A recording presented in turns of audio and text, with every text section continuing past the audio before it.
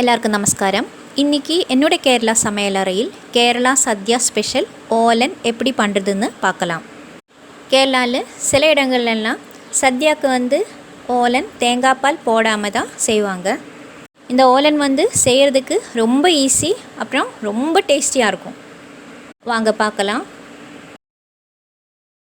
காராமணி சிவப்பு கலரில் இருக்கும், அப்புறம் கொஞ்சம் ஒயிட் கலர் அந்த மாதிரி கூட இருக்கும். இதில் எது வேணும் எடுத்துக்கலாம்.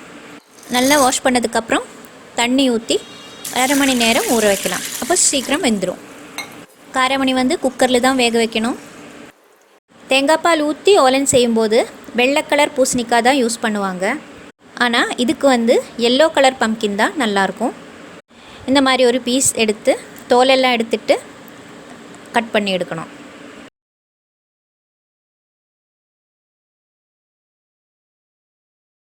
இந்த மாதிரி கொஞ்சம் மெலிசாக கட் பண்ணி எடுக்கணும்.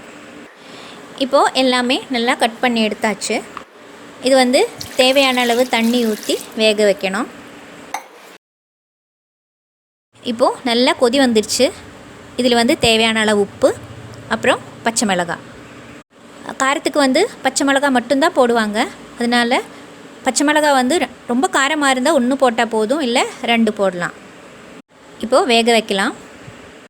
அந்த பம்கின் சீக்கிரம் வெந்துடும். ஒரு 10 நிமிஷம் தான், அதுக்குள்ளே வெந்துடும். பம்கின் நல்லா வெந்துடுச்சு.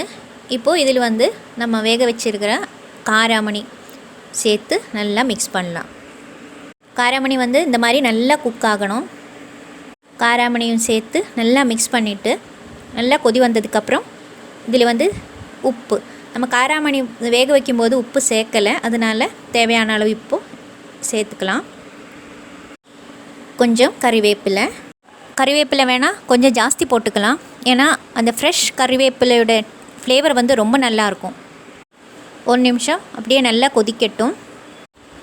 இப்போது நீங்கள் பாருங்கள், ரொம்ப தண்ணி இல்லாமல் இந்த மாதிரி கொஞ்சம் திக்காக தான் இருக்கணும்.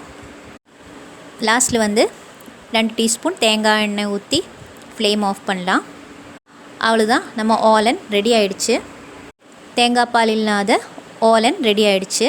இது ரொம்ப ஹெல்த்தி, ரொம்ப டேஸ்டி, அப்புறம் ரொம்ப ஈஸி. நீங்களும் செஞ்சு பாருங்கள். பிடிச்சிருந்தா ஷேர் பண்ணுங்கள், கமெண்ட் பண்ணுங்கள், சேனல் சப்ஸ்கிரைப் பண்ணுங்கள். அடுத்த வீடியோவில் பார்க்கலாம். தேங்காய் பால் சேர்த்து ஓலன் எப்படி பண்ணுறதுன்னு முன்னாடி வீடியோ அப்லோட் பண்ணியிருக்கேன்.